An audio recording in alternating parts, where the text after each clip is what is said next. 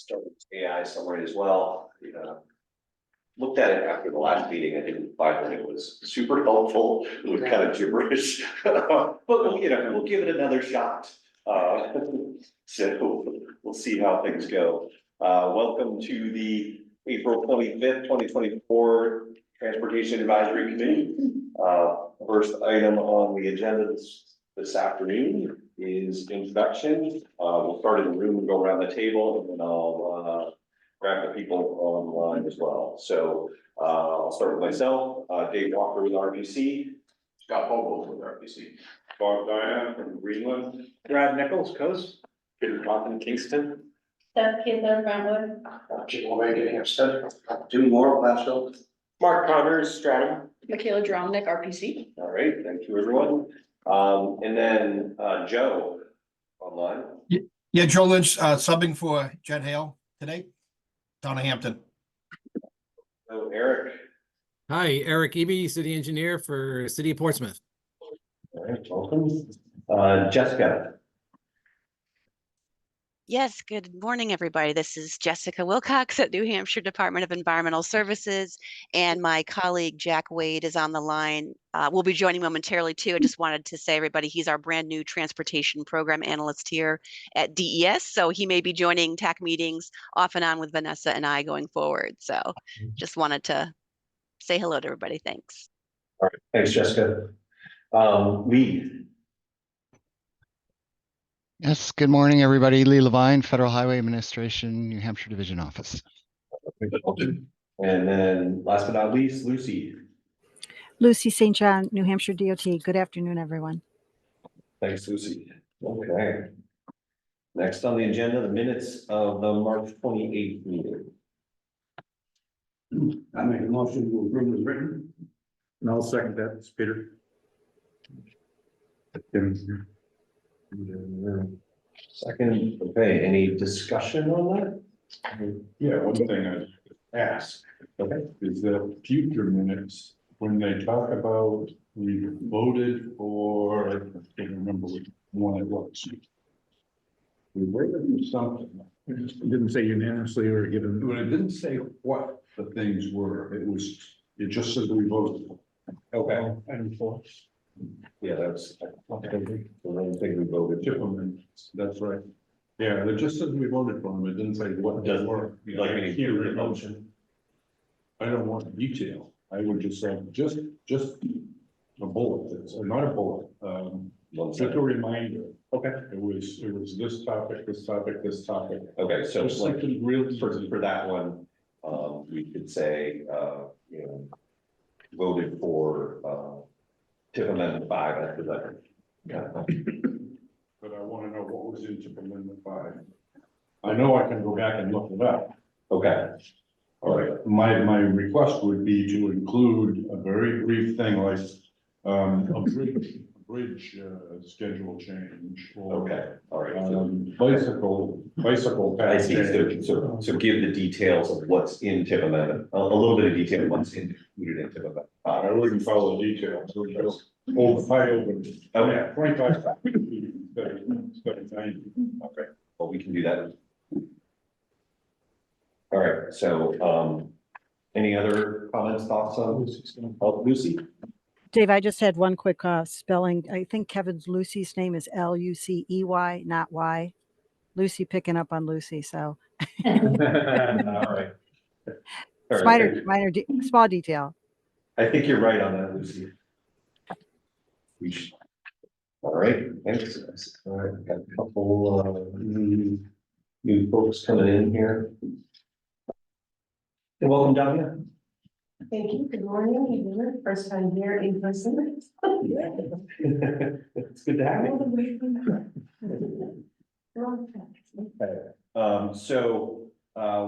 In the midst of approving the minutes, so we have a motion, we have a second, we have a comment that we'll work towards including in the next round of minutes. And any other discussion, most? All in favor, say aye. Aye. Any opposed? Any abstaining? All right, excellent, thank you.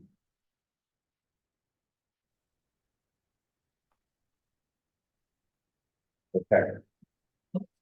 So, next on the agenda, we have Brad Nichols here from Coast to give us an update on what's going on with our favorite regional transit agency. So, let me bring up your presentation and then I will hand you the reins. You see slide deck? I just read it, Coast. Oh, there you go. It's looking for RPC slide deck. Oh, sorry, my direction. Yes. All right, so let's go back to Zoom and we are going to share the screen.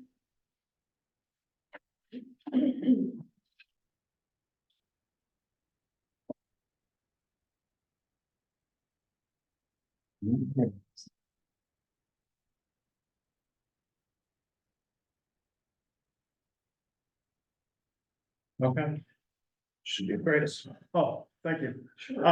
So thank you for the opportunity. Give you a quick overview of sort of the organization, what's going on lately, and happy to answer questions as we get to the end. We're a nonprofit organization who's focused on our mission, stated here.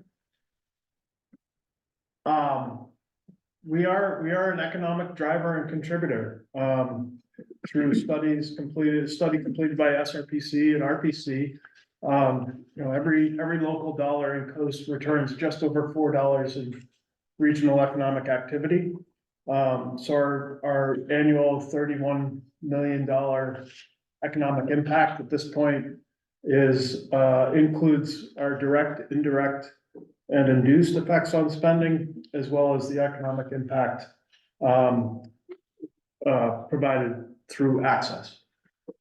And really an investment in Coast is an investment in our economic future here in the Seacoast.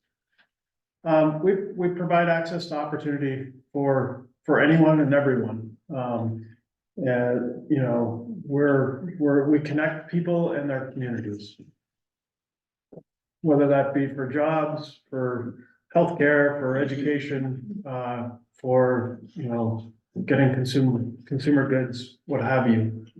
That's our bread and butter. We also support seniors, allowing them to remain active in their community and connected to their community, longer. We certainly connect the disparate social service agencies across the region, and provide access, affordable access, for their many customers that they serve and help to thrive in our part of the state. Ridership is absolutely rebounding. Last May, we were able to return to full staffing after many years, quite honestly, even before the pandemic. But during the pandemic and post-pandemic, we had to suspend some of our services because staffing was at such a critical level. Once we were able to get back to full staffing levels and begin to taper off on service suspensions, then then you can see the results. We're up greater than 36% year over year through March. April will also be in that range. The most miraculous was February, where we were almost 55% above where we were the year before. February is not usually a good month, and it was exceptional. You can guess why. So the other thing, we are not the same system as we were pre-pandemic. We did shrink a little bit. We had to because of the mix of federal funding sources. So one of the ways we sort of compare ourselves against pre-pandemic ridership, which we say is fully fiscal year 19, is look at our average passengers per revenue hour. And on our fixed route system, we're just a little shy of 85% of where we were pre-pandemic. And on the demand response side, so that's services where it's curb to curb or door to door for individuals who have disabilities that preclude them from being able to use the fixed route system. That's 110% above where we were in fiscal year 19.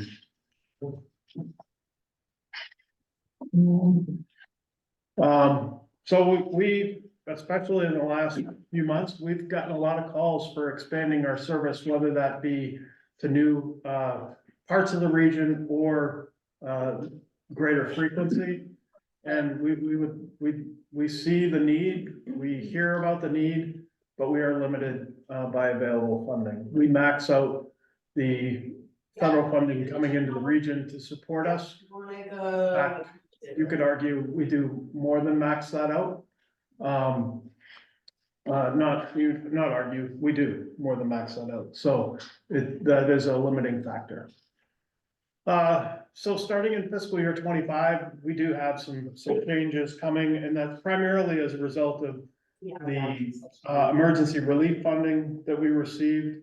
We'll have expended all of that, and then there'll be another one-time grant that we got that was fully spent. You're welcome, have a good day. Well, we just need to, Can everybody who's remote, please mute? Thank you.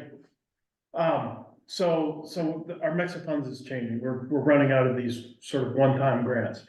We've been discussing this for a couple of years. We knew this was coming.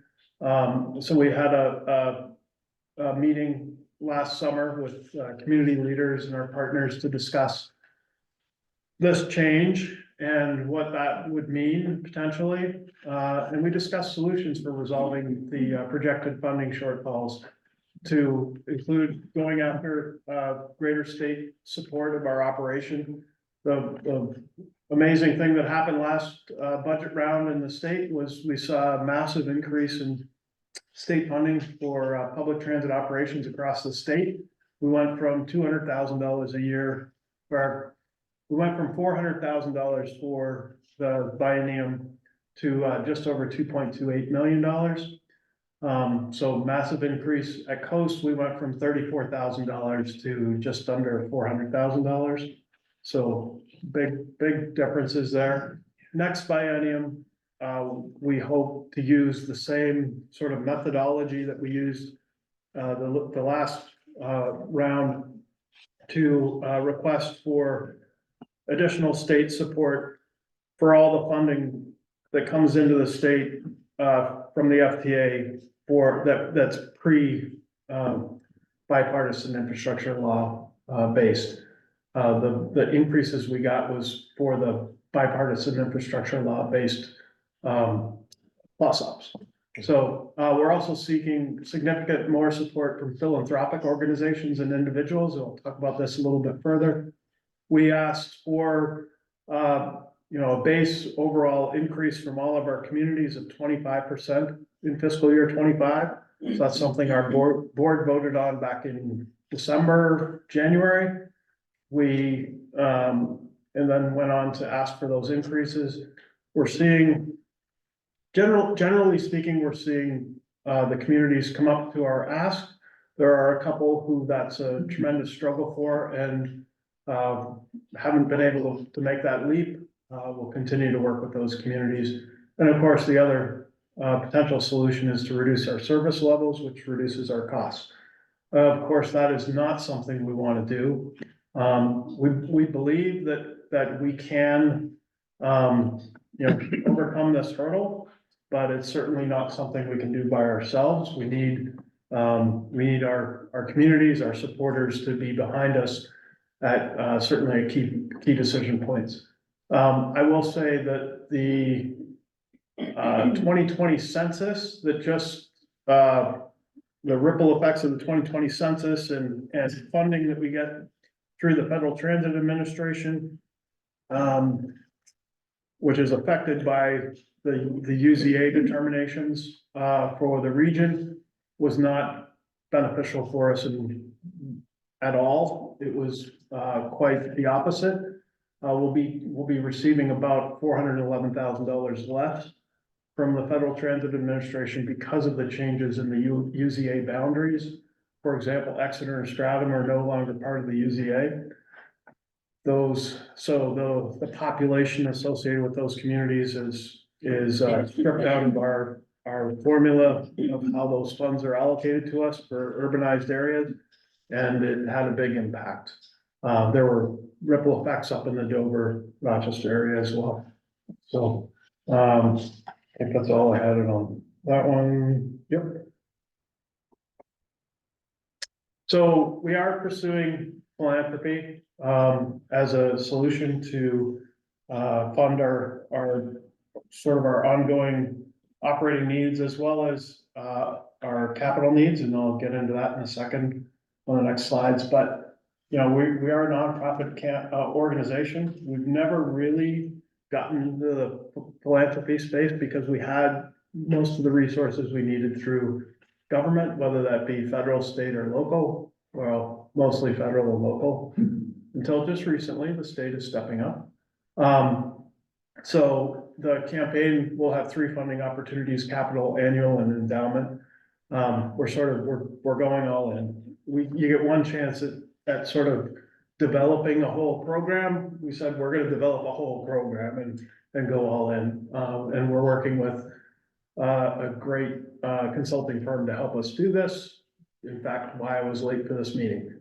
And we are forming our steering committee now and beginning to have sort of the quiet phase as we've gotten a lot of the pieces in place to be able to get start to have meetings.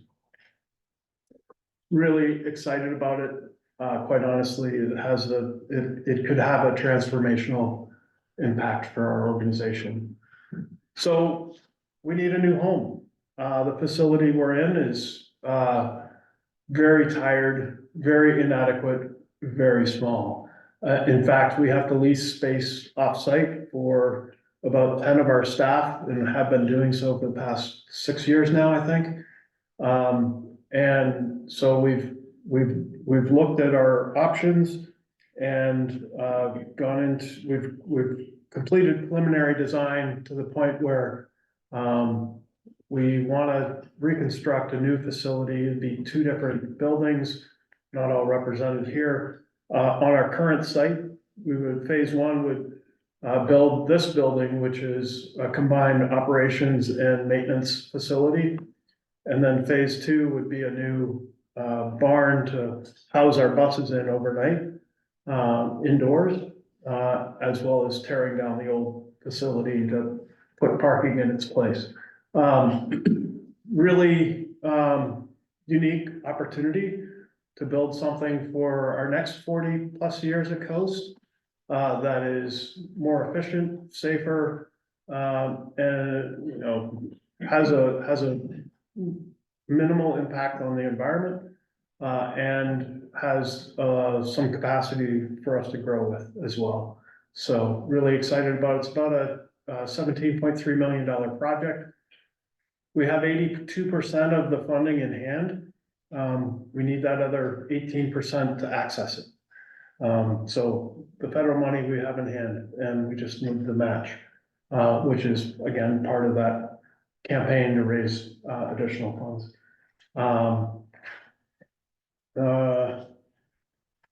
Can't remember if there was something else I was going to say on that. 1 second here. Oh, so it's a $17.3 million project. You know, I've been asked the question by some folks, what's the return on investment? Well, if our annual impact is 31 million, the return on investment, if that's one way to measure it, the return on investment is pretty quick. Just gonna say that, because we can't operate a system without a home. And we do most all of the maintenance in-house. We just rebuilt an engine, for example, in-house with our mechanics, so. And then, so part of the reason we were successful at the State House last budget round for the state budget was we formed a public transportation coalition across the state. And we are continuing, that group continues to meet, and we're preparing for the next budget cycle for state fiscal year 26 and 27. Again, we'll be seeking increases in operating funding And we'll likely pursue some operationally focused safety improvement measures as well. We're sort of talking through that and what we think. We have the bandwidth and has reasonable chance for success. So. And that's all I have. Oh, and we were just named Greater Dover Chamber of Commerce's Nonprofit of the Year for 2024. Thank you. Thank you. And I'm happy to answer any questions folks might have or any other things you want to raise about coast public transportation. Or public transportation. I'm also the chair of the New Hampshire Transit Association, so you know, I've got my finger on transit across the state too. Maybe we can stop the share so the folks on the screen can see us too, or we can see them. And I guess I have a question. You mentioned that you had recently been hearing lots of calls for, some calls for expanding your service, expanding frequency. Where are people looking to have more service? Parts of Portsmouth, parts of Kittery. Newmarket would like to potentially have a connection back to the rest of the system. We're talking in Exeter about expanding the services that are currently available here as well. So it's, you know, there's it's all over your parts of the region. No, that's that. We're not talking, we haven't heard much about going further south, particularly, you know, 95 east. But that's always sort of in the back of mind, I think. Yeah, I mean, I think those are, we're in the process of updating our long range plan, having sort of some sort of information or some sort of inclusion in our long range plan of that kind of thing would be really helpful. I would really help us take our plan forward, I think, because too often we basically said in the past, well, you know, coast does what it does with the money that it has, and we don't really look beyond and look at maybe what's needed or desired. Right. But we do that for other transportation projects. I mean, that's the whole point of the long range plan, right? So I would love to be able to include those types of ideas into our planning document so that we can start to build that, at least the support on that end of things. I think the funding limitation has always sort of stopped that discussion from happening, and we've got to get beyond that. Right. I think we need to have that discussion in spite of the funding. Yeah. So that we at least understand what the desires are, what the needs are, even if we can't fund them yet. And that's so there is a new statewide assessment that will be, needs assessment that will be happening, just got approved through Governor and Council, that I hope will sort of help lay the groundwork for that and help. Really, one of the goals is to help legislators make more informed decisions around their level of support. So I want to share that Newmarket just recently had their service cut by Wildcat Transit because of lack of ridership. So you should know that. Oh, well aware. Okay. Absolutely.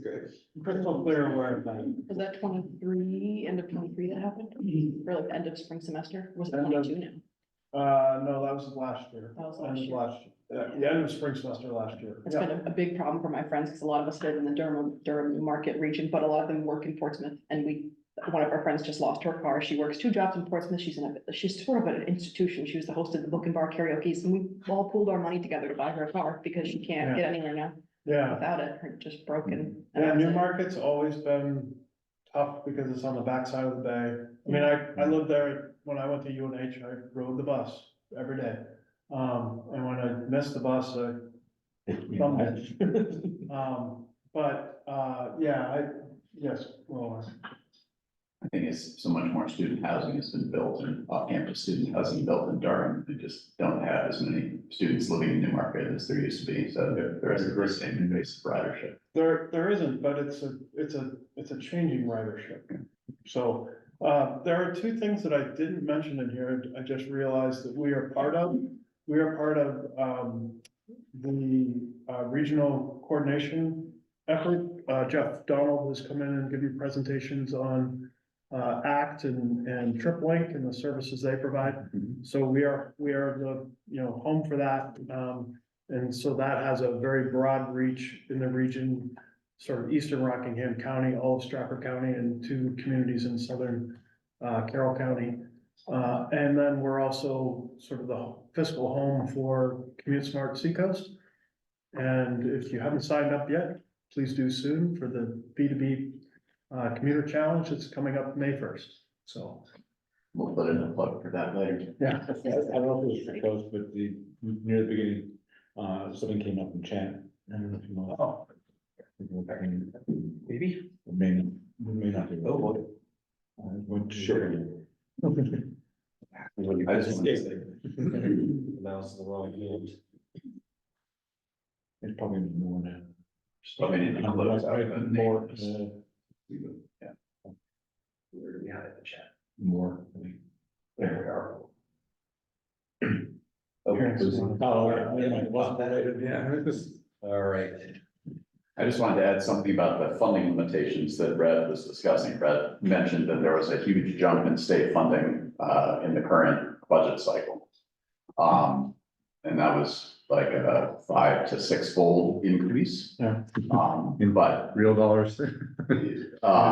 but if you look at where New Hampshire stands now, if you look nationally at state per capita investment in public transit, the national average per capita investment in public transit is somewhere over $200 per capita. If you look at the median instead, to strip out the states that have big rail systems, the median number is a little bit under $6. Prior to the current budget year, New Hampshire was investing about 39 cents per capita. So with this new chunk of money, we're up to about $1.50 per capita, but so we're still, less than a quarter of the national median. And if you look at what Maine and Vermont as neighboring small, somewhat rural states invest, they're each investing in the $14 range per capita. So with this big new influx that we're celebrating, which is a good reason to celebrate, we're still only about 1/10 of what Maine and Vermont are putting into their public transit. Yeah, 1100 and whatever percent increase looks great until you realize that they're only chipping and chump change in the beginning, Yeah. Being, $1 instead of 50 cents, it looks like a big increase, Yeah, so, but we're hopeful that, there are some really good allies turned up in the legislature in the last budget cycle. And as Brad said, there's a coalition working to get another significant jump in the coming term. Sorry, do you know why Vermont and other contiguous states are doing so much better? Is it their state funding relative to our state funding, or is it something else? I mean, it's a big gap, so. Right, I mean, I guess it's probably a combination of the amount of overall state general funds they have to work with and just the politics of how those funds get distributed in the respective state. What are some of the major demographics that use Coast? Is it mostly older people or disabled people or? So depending on the type of service you're talking about, fairly evenly spread across the board for our fixed route services. Less under 18, but between 18 and 65 plus, it's within 3 or 4 percentage points of each other across the board. On the demand response side, which is mainly focused for seniors, older adults, and individuals with disabilities, tends to skew much 65 plus. But I forget the exact percentages. If you go to our website, there's a section on that, surveys and operating stats, and you can see what our 2023 survey told in terms of the story. So Do you find demand services more rural or more big city as far as user demand services? So most of our demand services, so for under, as required under the ADA, have to mirror our fixed routes, so that's mostly urban as a result. There are certainly demands in more rural communities, and that's where some of the work through ACT is helping, in those situations. Not the same level of funding, so in some cases, we're talking about having to cap the number of rides somebody can take in a given period, so that we can try to spread that around to more individuals. Any questions from those on Zoom? There was one more in the chat. Okay. Chat. Also now, Sarah, here we are. And the problem of having halfways, did I say? Okay, so Shep. Welcome, Shep, by the way. How many Seacoast communities are adding into their budgets to help fund coast expansion? Probably not much, but Hampton Exeter will be at 20,000 people not long from now.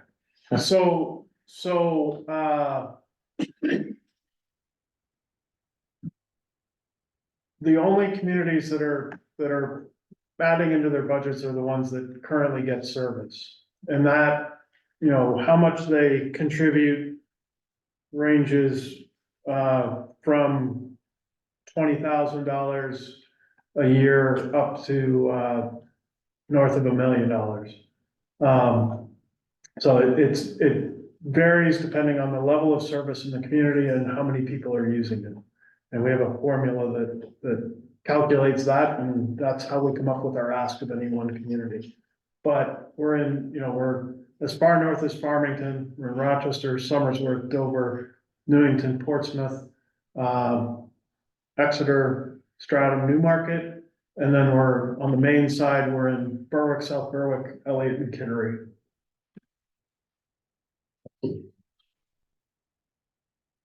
Anything else for Rad?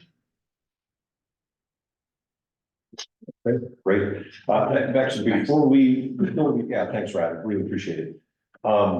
Before we move on, there were a couple of people who came in sort of later on after we had done the introductions, and I just want to make sure I know who's here in the meeting. So let's see. I'm just trying to get the name list. Amanda. Just introduce yourself again.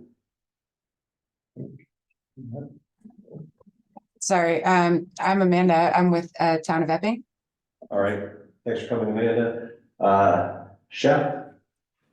Yeah, I'm Shep Croner, Town of Northampton. First meeting back after many years.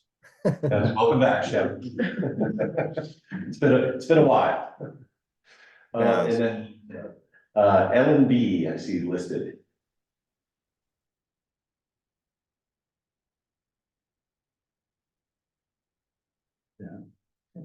Okay, I'm guessing that may be Randy Bryant, who's our new member from Newcastle, but not entirely sure. So, and then Jack Wade.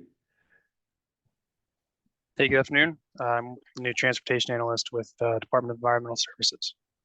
All right, welcome, Jack. Okay, all right, I think we can move on now.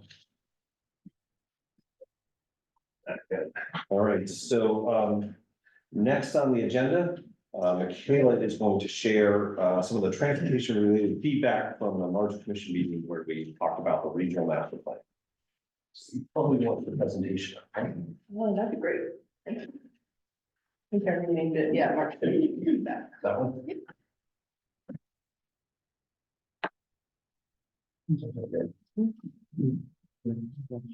Yeah. You want to bring your neck around you.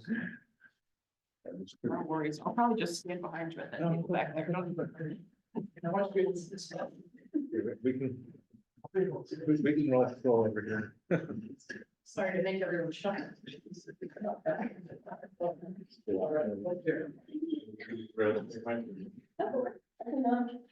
stand. Yeah. So sorry. Like this. I can slide it forward for you if you'd like. Yeah. All right. Thank you. Can everyone online hear me okay? You know, Sam, so you can't see the thumbs ups. Yeah. Oh. Sounds good. All right, so today I just want to share some of the feedback we got at our March 13th meeting. That was a commissioners meeting that we turned into sort of an all ages community forum, through some creative outreach. We asked UNH students who are in the planning program who might live here or come to Portsmouth to come contribute at Stratton Town Hall. We asked people in the commission to bring a buddy, if they knew someone who maybe was out of the typical age range of who we see at a public meeting. And the idea was to get a more broadened perspective in what people would like to see in terms of transportation, housing, the environment, for our regional master plan, for ongoing long-range plans, long-range transportation plan, which of course feeds the regional master plan, sort of like the expansion of the transportation chapter. So we're just here today to kind of share what we heard from one of the more exciting new opportunities that we've used at our PC to get some broad voices in our outreach. So just for a quick overview, that was mostly the overview. We got over 170 total comments, and over 30 of them were about transportation directly. And then of course there were probably 40, 50 more just about climate, housing, that all indirectly relate because it's all connected, right? So, but just looking at the ones that were, you know, directly had transportation written on them in some form, about 30, give or take. And then mostly those questions that we asked, which were like, how would the problems of housing and transportation environment impact it today? What do you think will shape the future of the region over the next 25 years? And what should we be doing in preparation for those things? Like, how do we prepare for the most livable region possible that we want to create? What's our vision? So to review some of the post-it notes that we got, I brought them from my office. I have them hung up everywhere so I can always be reminded of what people thought. But I love this one. This was from a UNH student who said, I have no choice but to drive a car, and I'll probably have to move back in with my parents. And I think that's a very true sentiment for a lot of people in that age demographic. So many about accessible outdoor recreation options. So the New Hampshire Seacoast Greenway came up a lot, and that also came up a lot at the top of Wheelers Bike Stop when I was talking to people on Saturday. Big support for a lot of accessible outdoor rec. Some stuff about agriculture came up, and like transport logistics for that. Let's see, a lot about EV prep. And I just can't even tell you how many, probably this many are just about climate change and like sea level rise, seawall, 1A. A lot about connectivity in terms of living in places that are well connected by transit, by active transportation connections that are not only fun for recreation, but are meaningful and can get you to work without a car and or to the grocery store without a car and medical appointments. And how important that is for any reason or stage in life where driving a car might not be possible for you or desirable. So quite a few about transportation, and this is not even all of them, so the people care. And then on the next slide, so the top 10 identified needs, and these are kind of general, but a lot of them, I think probably like 2 through 7 are pretty much directly transportation almost. So there was a lot to just kind of like reaffirm things that we hear. It's pretty consistent across community groups that we talk to, across a lot of things, that these are things that people are concerned about. So housing affordability and just the general availability of what types of housing we have, but more specifically, region for this meeting, regional public transportation was huge. We can go to the next slide. So some of the current needs that I just want to pull out of that last slide that really have to do with transportation are resilience to climate and weather events. So a lot of concerns about climate anxiety and 1A, what we're going to do about the seawall. Public transportation was the big one, I think, over in the comments. A lot about community elements that allow for walkability, livability, mixed use, more dense development where it's appropriate, and EV prep and adaptation. So those were kind of like the 4 main things that I gathered the most from looking at the transportation post-its. Next one. Thanks.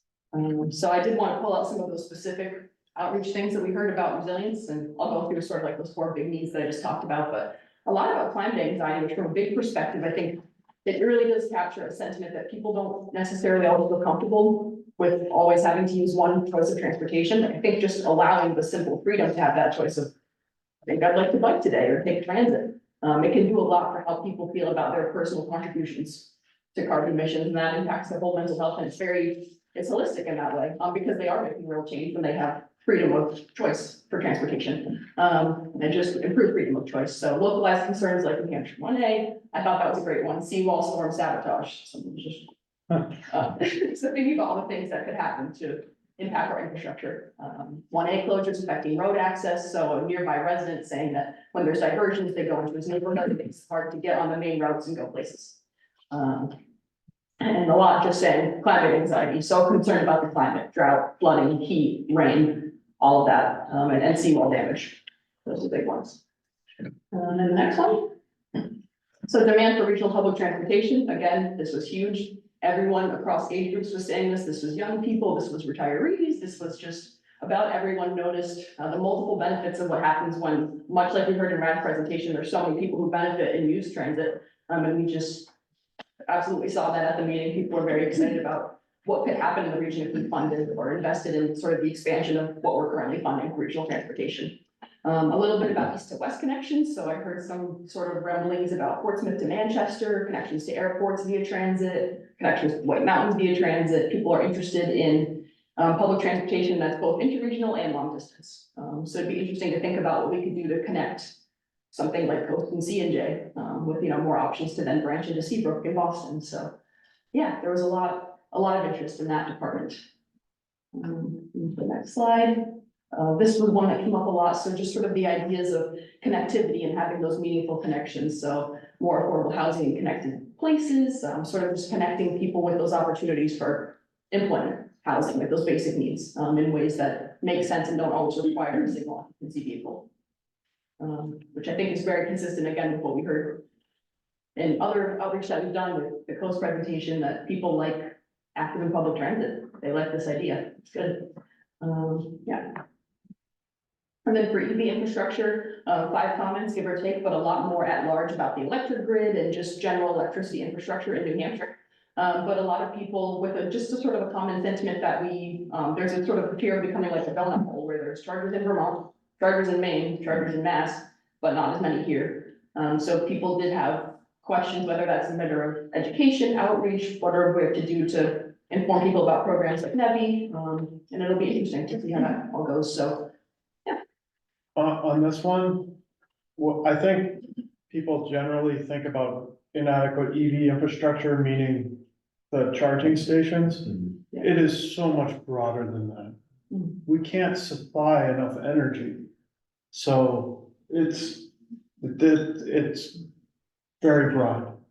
Yeah, it's definitely, I'm not even the most informed about it. I'm still, learning as much as I can, because there's a lot to learn with EV. Yeah, I got a chance to listen to Eversource give a presentation, and that opened my eyes. I would love to talk to you. It's not even the supply of electricity, it's also distribution of electricity. Well, yeah, That's the key right there. Yeah. Because a lot of neighborhoods, when they were built, they weren't even built for the current electric demands that they have. Central air conditioning in the homes, and all this other stuff we have in homes. It wasn't built for it. And now we're adding more to that grid that's not ready for it yet. Right. So of course, if you wanted to go to electric buses, you wouldn't have the capacity to charge in your facility because you couldn't get enough. We would have to have serious conversations with Eversource. I doubt that they might be able to do that. We also have problems with range. They don't have the range right now that you need. We'd have to buy 2 buses to do the job of one at twice as much per bus. So business. Business case doesn't work. Sorry. Yeah, oh, no, that's good. And yeah, I think certainly there's a big discussion to be had about those. This is just what I heard from people at the meeting, but yeah, I'm very interested in those discussions. So we can keep things going about EVs if that's a topic of interest. Absolutely. Yeah, and then for next steps, so we're continuing more outreach. I just finished the survey. Thank you for everyone for your feedback on the questions. That was so invaluable and helpful. I went back through and listened to that meeting again and edited the survey as I listened again to your feedback, and it was so good. There was not a bad comment a bunch, so I incorporated all those edits. We went through it a few more times just to iron out the details. So that survey is live now. That's the link, and I can put that in an email. We'll get that link to you as a clickable form as well, if that's easy. But yeah, LRTP kind of fun and easy to remember. But yes, we'll have more outreach opportunities on the way as we scope the regional master plan. We'll have sort of more concrete details on what that outreach might look like in terms of county meetings or what we might do for strategies, and more outreach to be done for the long range plan. But yeah, the best thing you could do right now, I guess, is just take the survey yourself, let us know what you think, push out that link to community members, your downtown staff, whoever you know that might be interested. Yeah, and David, do you want to add anything to that? I don't have anything to Sorry. I put you on the spot. I didn't know. For once, I have nothing to say. Question? Do you have any insight into what the sabotage comment meant? I would love to know what sabotage meant. I think maybe that was leaning towards something more geopolitical. Yeah. My thought is it's leaning towards hacking of infrastructure systems like water supply and electricity supply. That very much, yeah, digital infrastructure, security, information, homeland, it could be, yeah. Which is definitely, that makes me think, yeah, emergency preparedness, hazard mitigation, which is it's a broad topic. Transportation is, who knew it was this much? Cell phone service went down in large patches of the country recently, and people were unable to call 911. I didn't know about not being able to call in. Yeah, that's true. Yeah, so that was definitely, that's an important one that came up. And a lot of them they were all important, but yes, that's absolutely. So those are my questions. Thank you. All right. Is this the end of the presentation? Okay. Yes. All right, so I'm gonna stop the share and see if there are folks on Zoom that maybe have any comments or questions or thoughts.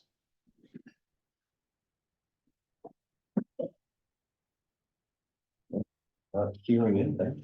All right, just a note on EVs. We sent a note out to the whole attack mailing list about an opportunity. Our understanding is DES and DOT are jointly applying under the new federal charging and fueling infrastructure grant for some funding for installing EV chargers, and invited towns to send back potential sites. I've heard back from a number of communities. But if you have any sites in mind for your town, we need to get responses back to DES and DOT by tomorrow afternoon, I believe. Thank you, Jim, for checking back on that. And John. Did you notice, probably a few months ago, a lot of negative comments on PlanLink about, community sponsored, EV stations and stuff? Yeah. Yeah, I don't know if that was resolved or, I think it was mostly about getting into it and thinking it would be self-funding and, finding out that it turned out to be a significant expense. And I was wondering if this project, state funded project would be, would mitigate some of the expenses and for the local towns to kind of relieve so the BOS cheapskate thing doesn't want. Yeah, my understanding is that this is the two New Hampshire state departments going after a federal funding source that would cover 80% of the cost. It looks like it does have the normal 20% non-federal matching cost. I don't know that there's any subsidy for ongoing operations. I remember hearing a few years ago that Derry had installed a charging station at their town hall. And the town was picking up the cost of the electricity and were running into problems with high rates at peak times of day, and the cost became very high for the community. Okay, that's. I'm guessing that there's been further negotiations between towns and the suppliers to try to address that sort of thing, but I'm not up to speed on that. Jessica, you have your hand up there. Yep, sure. I just wanted to jump in. It's great to hear all the conversation around electric vehicles. There is currently so much funding coming down the pike, so to speak, from the federal government through programs like the Climate Pollution Reduction Grant, which DES did submit a climate action plan, developed and submitted this climate action plan, and included transportation measures such as funding for EV charging in that PCAP, that action plan. And additionally, the Volkswagen settlement funding that the state got is also being put towards installing more charging stations around the state. And I know there are a lot of concerns around our grid and resiliency and all of that. There's a bunch of funding coming down from the Fed as well. In fact, DOE just announced today over 100 million to prepare the grid for a net zero economy. So it seems like the pace that we're going at, there's concerns that maybe there's just too quick of a movement, but I think that the market's going to catch up. That funding will help to kind of alleviate, these concerns. We are a nation of innovation, if you will. So I think we're going to catch up to meeting the needs of electric vehicles. And I have heard Eversource talk at the pace of adoption right now of EV adoption in our state. They're able to keep up with that demand. And certainly I know that's something that they'll be planning for and thinking about as we move forward and put more charging in. But as a reminder, folks, 80% of charging happens at home. So if you do drive an electric vehicle, I know Randy Bryan's on the horn. He drives electric. He knows you can charge at home. And don't forget about hybrid electric technology as well. That serves buses very well. But yeah, just as a follow-up to the request for sites for EV charging, there is another bucket of funding called the Charging and Fueling Infrastructure Program that was released by the U.S. Department of Transportation last year. DES had applied and DOT had applied, and neither of our applications were selected at that time. So we are trying to figure out if we've got enough meat to potentially apply for the next round of funding that we think may be released at some point this year. And if you could recommend some sites, that would be really helpful to us. So thank you for hearing me out. Thank you for any support you can provide. We appreciate the partnership with the RPC, and I'll leave it at that. Thank you. All right, thanks, Jessica. I just had a follow-up question. Jessica, on that charging and fueling infrastructure, would towns or other entities that are suggesting locations need to provide match on that, or is there an opportunity to use Volkswagen settlement money as match? That is still something that's being thought through. So generally with the federal government, there is that 80-20 requirement, but I believe there may be some flexibilities with the fact that this is focused on communities.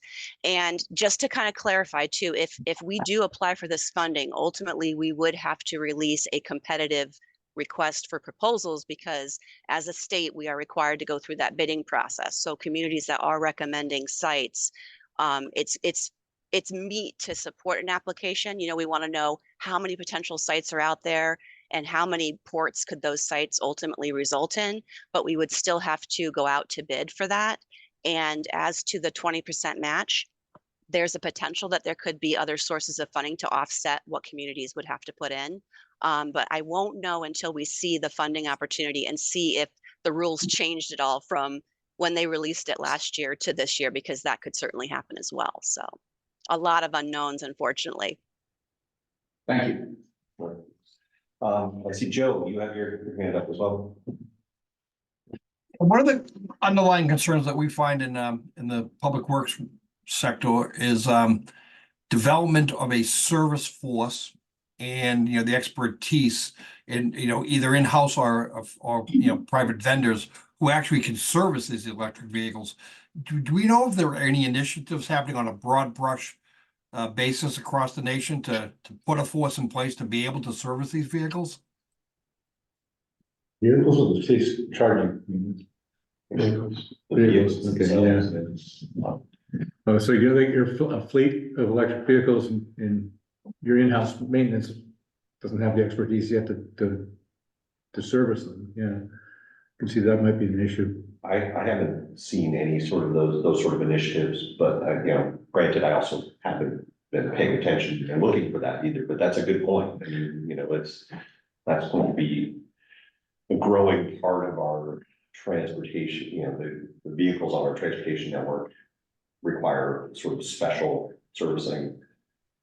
That's certainly something that'll have to be addressed.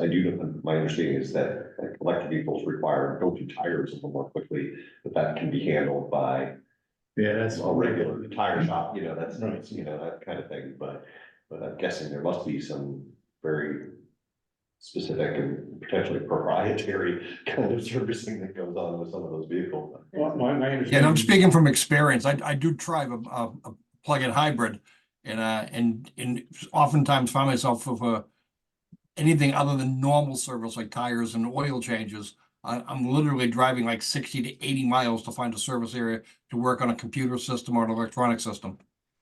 Yeah. Yeah, this is Randy Bryan. Hopefully I'm unmuted. Can you guys hear me? Yes, I can. Good. There is something called right to repair, which has kind of popped up on a state basis that kind of compels some of the electric vehicle manufacturers to divulge the operating and repair secrets of their vehicles.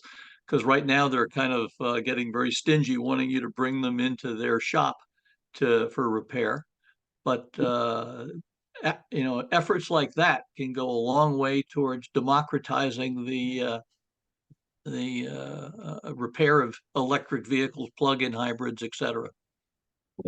All right, thanks, Randy. Brad, do you want to say something about just sort of factors Coast is considering in terms of being able to switch to hybrid or to full electric buses? And Well, I was just gonna say, Jessica, I think you're spot on. At the current rate of adoption, Eversource does have capacity. But if we as a state begin to catch up and have that infrastructure put in place, at least at the charging level, then that's where I heard them begin to get nervous. And part of it is they can't get the equipment, the parts they need for that distribution network that they'd have to expand. And so, from our perspective, right now, our main issue at Coast is we can't purchase a vehicle with adequate range. And so we're really talking about 2 vehicles at $1 million plus to do the job of one at $600,000. So that until they, and we've talked with manufacturers, we're probably 6 or 7 generations of batteries away from that range from what they're telling us. So we're years out. I think we're more worried about the diesel technology or diesel engines we rely on today having to phase out and not having a good alternative. You can go to hybrid. Again, the additional costs to move to hybrid are significant, not as much as electric, but significant. And we would have concerns over how often we would have to ship our vehicles off-site for repair, because we have the same concerns that Joe brought up. Yeah, good point. And if there's one part of a commercial vehicle that is more problematic than any other, it's the electrical system. And the hardest to diagnose. That's just not commercial vehicles only. Right, but given the duty cycle and the wear and tear, it pops up frequently. I would think, especially with a small system like Coast, where having one bus out of service for any sort of extended period of time is a significant impact on operations. Right. So with our new facility, we will put in the conduit, we'll build the capacity to transition to electric. But, we'll probably, when we do transition, it'll probably be in smaller vehicles. It won't be our heavy duty buses off the get-go, but it'll be a transition, it'll be over time. Maybe there's other solutions other than electric by the time we really start talking about big buses. Okay. Great. Excellent discussion. Thank you, Michaela, and everybody. And Michaela kind of covered the long-range transportation plan survey update there. That was item number 5 on our agenda as part of item number 4. Thank you for that efficiency. I thought I'd be 2 birds with one stone. Right. Oh. What they say. That's a much friendlier version of that saying. Yeah. There's no meat on pizza. It's like, okay, so, all right. We're gonna move on to item number 6 on the agenda, and we're gonna talk about the 2025, actually it's 2024, 2025 project selection criteria. I'm gonna go into some depth on that. For those of you that are just kind of joining TAC, you kind of, where you're coming in at what's a really good time, but also we've kind of been talking about some aspects of this for the last several meetings. And so you may find yourself behind a little bit. That's okay. Feel free to ask questions. Feel free to reach out to me after the meeting as well. And we can work on trying to make sure everybody's sort of caught up. And in that regard, Scott and I have been talking about trying to do a sort of a TAC orientation meeting. We would probably try to do something off schedule since our meeting agendas seem to be full on their own without adding a training session in there. But this might be like a 1 hour kind of Zoom session where we just kind of go through some of the basics of what we would expect TAC members to sort of follow along with, what we you know, the various things that we send emails to you about, like the tip revisions and what we would expect at TAC meetings and the types of things we covered. So so be on the lookout for that. We're working on planning that in the near future, given that we've had an influx of a good handful or more of new TAC members, and we keep getting more new ones as communities are responding to our request to update the members. Anyways, move on to talking about project selection criteria. And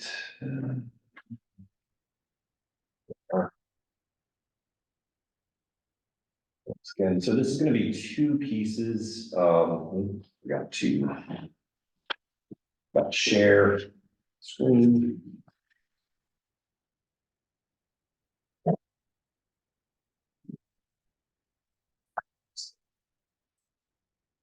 You think I'd figure this out eventually. Don't blame yourself. It's the software developers. Yes. Yeah, every app is different. You can't learn them all by practicing one or two. So, all right, can folks see the presentation on the screen? Yeah, I'm gonna assume yes, because I haven't heard anybody tell me no. Okay, so I want to talk specifically about two pieces today, about the project, how we group the projects into kind of three groups, and how we go through the prioritization process, right? And this is, you know, for projects that are in our long-range transportation plan or proposed for our long-range transportation plan. And this is also part of the state 10-year plan process. So I've got kind of three goals for folks today. First, that TAC members sort of understand how we group our projects, that you understand the project selection criteria themselves well enough to discuss them and to think about how to prioritize them and weight them. And then understand the process that we're going to actually use to do the criteria weighting.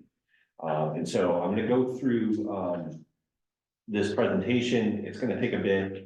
And then at the end, I'm actually going to switch to the web browser and show you the survey that I put together to actually do the criteria weighting and show you how to actually answer, not exactly the process of answering the questions, not how to answer. I'm not going to direct you exactly how to answer those questions, but show you how it works. Why change that?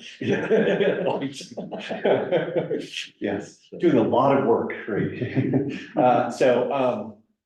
Okay, so like I said, we're going to talk about steps 2 and 3 in the process. Those of you that are here in the room, I gave out the handout that I hand out at this is what I hand out at all the 10-year plan hearings.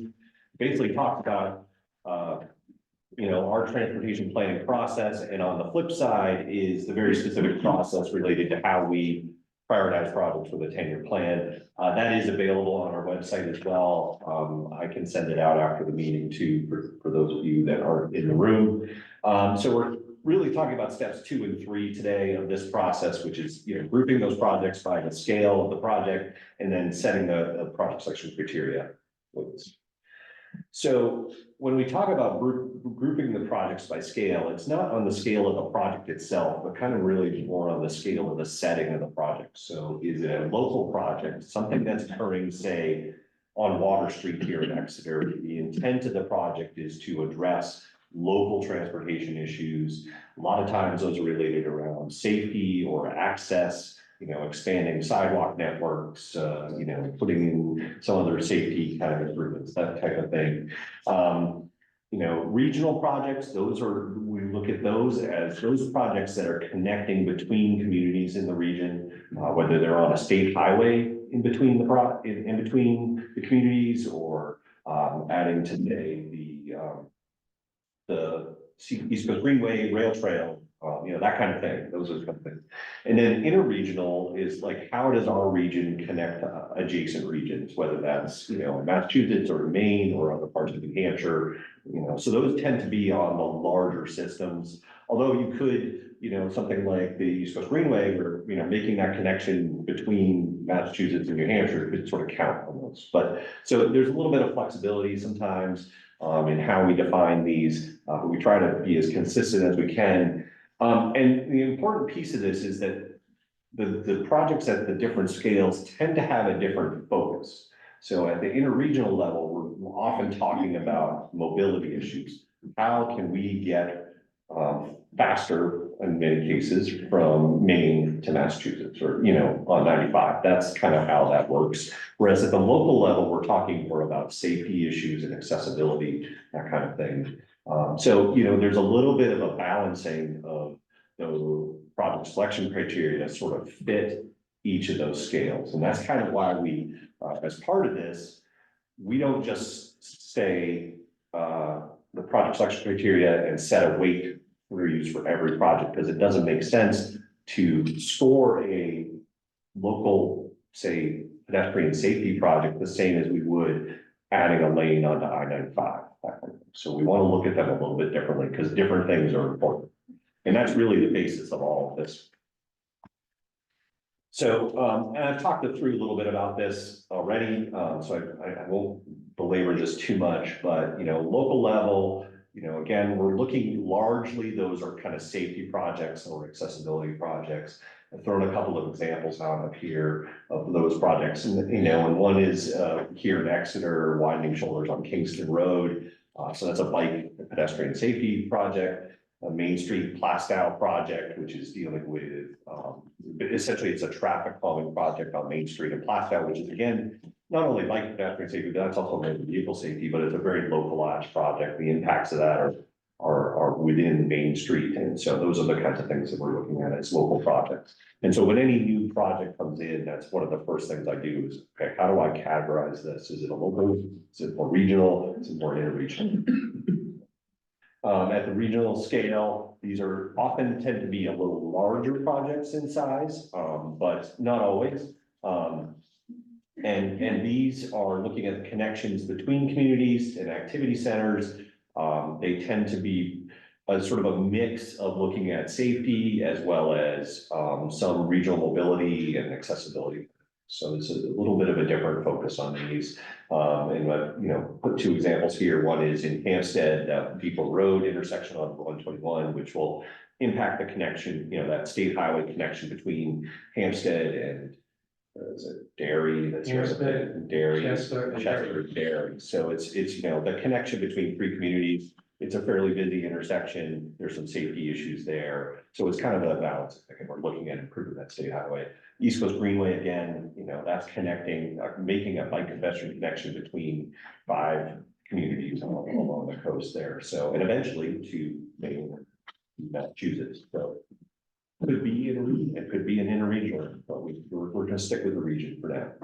So, and then finally at the interregional scale, we have fewer of these in our plans. Again, they're focused a lot of times on the mobility side of things and how can we improve or reduce congestion on our major network, parts of our network. And so these tend to occur on the major highways in the region. So 95, 93, 101, 125, Spalding Turnpike, Route 4, I guess, is effectively in our region. Those kind of major highways. And we're looking at how does our region connect to other regions. And so, the two projects that I put up here are You know, the 101 interchange in Hampton, which is reconfiguring how Route 1 and 101 connect. And then the other one is the capacity improvements on 125 and Epping, which to try to address some of the congestion and traffic flow issues that occur there fairly regularly. So those are basically the three different types of projects that we're dealing with. And then sort of moving on to the project selection criteria, and I'll connect back to those groupings here eventually. These are still draft at this point, although it is I would consider it like a 99% complete draft. We set these at the state level with all 9 planning commissions and the state DOT sort of coming to agreement as to what they are. We revise them each cycle to some degree. This cycle, we basically said as a group that we want to just do some minor tweaks to things, and that is mostly in terms of some of the resources and considerations that are included under each. We're not changing any of the criteria. It's mostly some of the information that's included on these sheets about resources that we can use to score projects or to understand what benefits might be. That kind of thing is what's included on that. So basically what you've seen and what I've sent out, I wouldn't expect substantial changes from that. And we're nearly done with it. It's got to go through one sort of more committee meeting kind of thing. But otherwise, these are mostly there. It's just a few minor tweaks. So we're working on finalizing this guidance. And then, you know, just to kind of the reminder that the 10-year plan, you know, sort of in contrast to our long-range plan, which tries to be sort of fully as intermodal as we can. 10-year plan tends to be very much focused on roadway improvements. You know, bike and pedestrians are included in that by the nature that they often occur on or adjacent to the roadway. Transit is sadly often left off of that. So we, you know, we struggled with that and how to best incorporate it. But I think we're making strides there, even if we're not quite where we want to be with that yet. The other piece that I want to note is that there are multiple programs out there that the state has that address red list bridges and bridge maintenance and preservation and those kinds of things. So those have their own prioritization process that the state uses. So we tend to shy away from those projects. We certainly aren't going to discourage a community from submitting a bridge project if they have one, but there tends to be DOT has programs that are basically designed around, you know, what the bridge ratings are. And so focusing on addressing those with the worst condition first. And which reminds me, and this is a little bit of an aside, if we remember at the last meeting, there was a discussion around Amendment 5 and that the bridge in Exeter that got delayed as part of the amendment. And you know, the reasoning why that is delayed is that bridge is ranked 191st on the list of priorities for rehab and replacement. So they're basically like, there's 190 bridges ahead of that are in worse condition that need to be repaired before that one does. And so that was the whole reasoning why that was late. But that's the kind of thing that the DOT engineers work on. They track all that stuff nearly obsessively. They're very careful about that. Red list bridges are inspected every 6 months kind of thing. So we allow them to sort of to set that priority. Allowing is not the right word there. They don't ask our permission. It's not anything like that. It's more of like we take a step back and say they have a better understanding of the bridge condition than we do. So we're not going to get directly involved in that. We'll certainly support community needs, but we try to stay out of that ranking process because it is purely based on condition and likely impacts if it needs to be closed kind of thing. So anyways, so the first couple of pages of the document that talk about the selection criteria kind of cover the process a bit and some very general information about how we do things. Well, did I just do that twice? No, look at that. Oh, all right, forgot to delete that slide. So, but after that, we get into it's basically an alphabetical order listing of the different criteria that we have. So hide that. Is there a way to hide that? You can click and drag it. Yeah. You can click on it. If you grab the.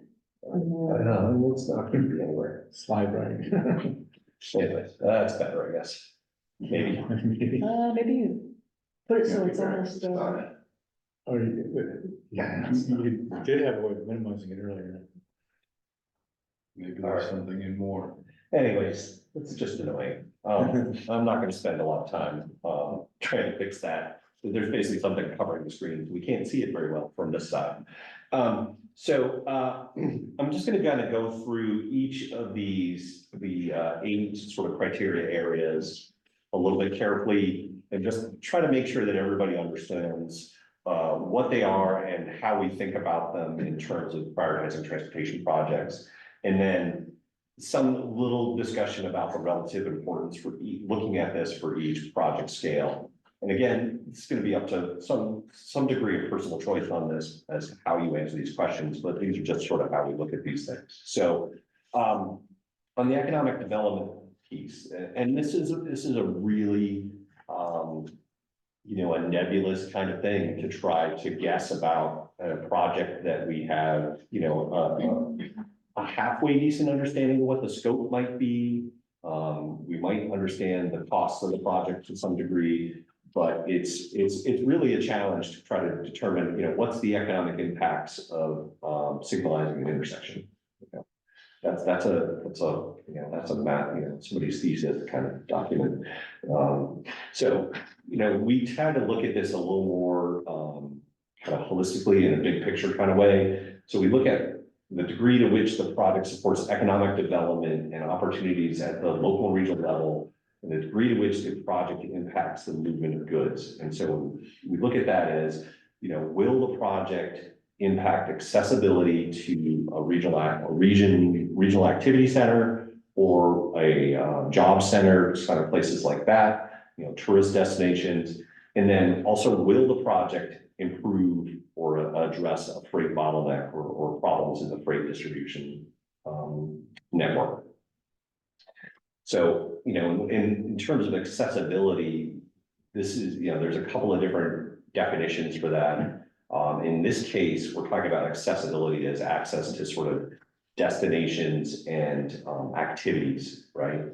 As opposed to sort of the more individual, access and accessibility issues around folks that have limited abilities to maneuver themselves, right? So it's talking about it really more of the how can you get from here to your job, that kind of thing. Do you have options for that, right?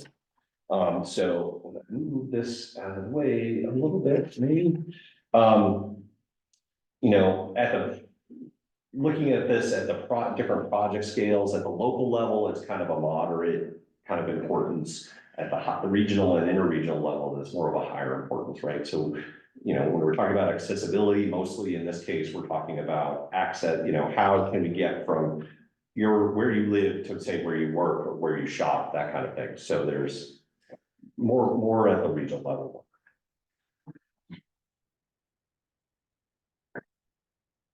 When we're talking about equity, environmental justice, and accessibility, this covers sort of a pretty broad spectrum, but this is really that, the focus is often in this side on the other kind of aspect of accessibility and removing barriers to access, and how people can get around or access different areas. So we really focus this on looking at, will the project expand transportation access or choices to folks or areas that have been traditionally underserved? And then we also look at, does it remove barriers to access? And this is where we're talking about folks with disabilities or other needs and that kind of thing. So there's kind of two pieces to that we really look at. And this kind of flips on the other accessibility access criteria. And we talk about at the local level, this is a really high importance because it's, connecting folks within the community who might otherwise be left sort of out of the loop. Whereas at the interregional level, it's kind of a lower priority because it's just not you know, when we're talking about interregional connections, you know, those are all the major state highways. We don't necessarily have concerns about, you know, sidewalk or bike pedestrian access at that level, and your, you know, at the same time, there might be some, you know, transit, you know, intercity transit related kind of aspects of this, or access to that transit. But again, the focus when we're talking about roadway projects tends to be more on the local level, if this is important. Mobility, this is something we talk about a lot. And mobility is basically just, you know, straight definition of mobility is, you know, how fast can you get between places?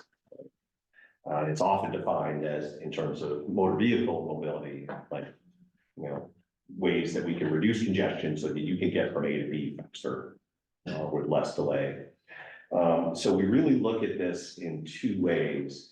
We look at the purpose of the facilities that the proposed projects are considered for. So, and we look at that based on the functional classification. So, functional classification, for those of you that may be new to this, is a organization of roadways based on their purpose, from basically the interstate highways at the top of the chain there to local streets at the bottom of the chain. And there's everything in between, arterials. So interstate, you know, highways, 95, 93, 101 tends to be incorporated into that. The next sort of level is your major arterial. Talk about like places like Route 1, Route 125. Those are our big sort of major arterials. And then you get into the minor arterials below that. Those tend to be many of the other numbered state highways. This is all based on use. So it's the number of vehicles that are on these roads, as well as sort of their importance in connecting between places. Amount of truck traffic is also a consideration, those kinds of things. So, you know, that's part of this. And so a project that's occurring on, in these cases, on a higher level facility might be ranked higher than one on a lower level facility. The other piece that we look at this is the proposed project actually a mobility improvement. We have many projects that, you know, maybe considered mobility improvements, but like particularly say putting a traffic signal in, that doesn't really improve mobility, that actually slows things down. Improve safety, it can have other access improvements to side roads and that sort of thing. But in terms of mobility on that roadway, it actually is a detriment. So, you know, we look at the different projects a little bit differently for this part of it, but, you know, so something like, you know, crazy, like adding a lane on M95, that is full blown mobility issue. That's basically only there to address congestion, right?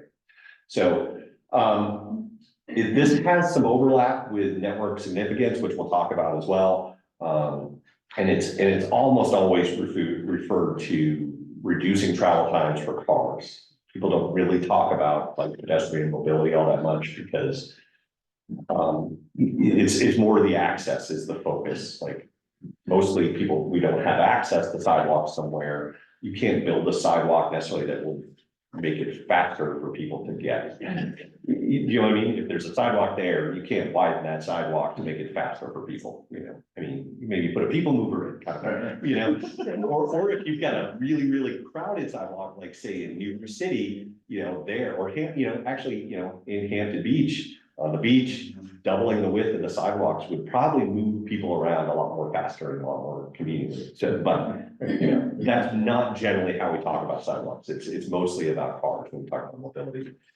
So that being said, at the local level for small projects, it's not really an importance. That's not the goal of most of those projects. So it's pretty low on the level of importance. Whereas at the interregional, which is where most of these mobility projects are occurring, it's a much more critical kind of piece of the pie.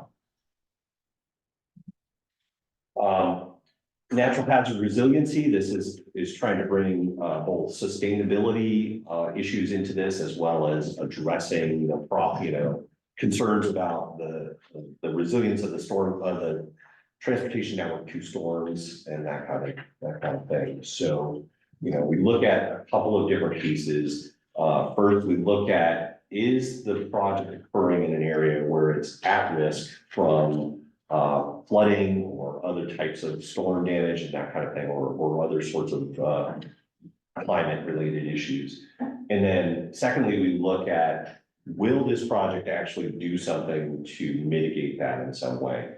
You know, for instance, there are projects occurring in the coastal region now where, you know, like the Ocean Boulevard project in Hampton Beach, which is addressing a lot of bike, pedestrian, and traffic flow movements.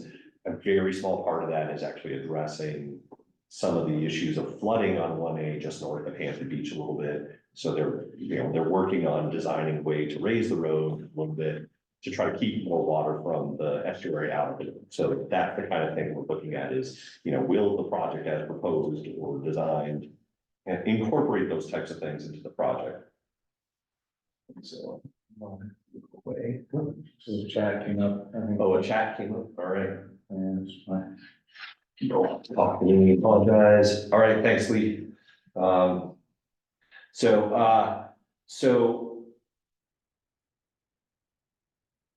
You know, one of the problems we have with this is that sometimes to really understand what the sort of amount of benefit that you're getting from a project that's not, you know, a lot of the projects we get at the long range plan and the proposed for the 10-year plan, they're not super well defined. We know they're in an area maybe that is susceptible to flooding, but we don't know enough about the design to really make a super informed call about it. We can, if the town or whoever proposes the project says the intent of this project is to, you know, reduce flooding on the roadway at this area, we can say, okay, that's very clear, that's what the purpose is, and we can address that. But if it's just sort of ancillary towards the intent of the project, then we have to sort of make educated guesses about it. Again, you know, none of this is all set in stone. We always review projects every 2 years, so, you know, if we get better information, we can do more in the future, but sort of we have to work with what we've got, and sometimes that is not a lot.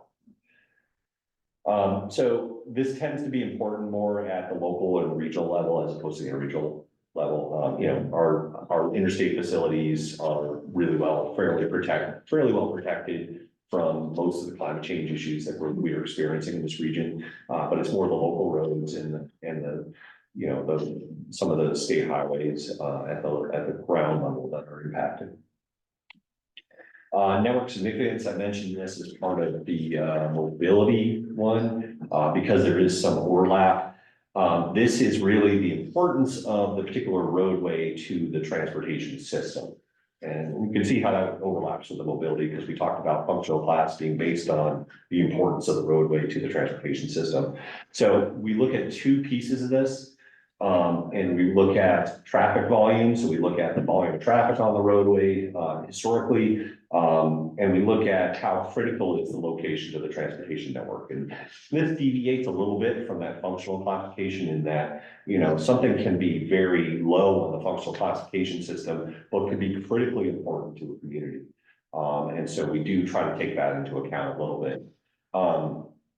And so it does, you know, like I said, there's a little bit of overlap. And, you know, where this overlaps a lot is that, you know, traffic volume tends to be higher on the higher functional class roadways. So you're kind of measuring the same thing with that. And so that's, you know, there's definitely a lot of overlap there. And so when we're talking about local projects and you know, Main Street type projects, that's really not the important piece that we're focused on. But at the interregional level, you know, that's kind of very critically important, because that's the whole job of those higher functional class roadways, is to carry a whole bunch of traffic and move it in and around the region or through the region. So, you know, we just kind of look at things a little differently at each scale. You know, my tendency in this one and the mobility one is to kind of downplay one or the other, because the measurement is essentially largely the same. So, you know, that's what I tend to do. I'm not saying that's what you all have to do. That was very subtle, wasn't it? No, I think if there was a way, if we had taken this round to really revise these project selection criteria, I would have pushed very hard to combine network significance and mobility into a single measure, because they are essentially measuring the same thing. Otherwise, you end up double weighted. you can double weight them. Right, exactly. So, yeah, so, and that's a concern. By considering two different categories. Right. When is the right opportunity to do that? Well, we need to, we'll be looking for, I think, the next 10-year plan cycle and ahead of that. What happened is we got started a little bit late talking about this at the state level this year. And so by the time we got talking about it, we're already needing to be doing it. Yeah. And so we need to start addressing this earlier for next round to say, let's really revise these and look in depth at them. So It's almost like it's a separate project. it absolutely is. We have, there's a group called the TPC, the Transportation Planners Collaborative, that's made up of transportation planners from the 9 regional planning commissions, as well as the state DOT. Federal Highway sits in on that a lot as well.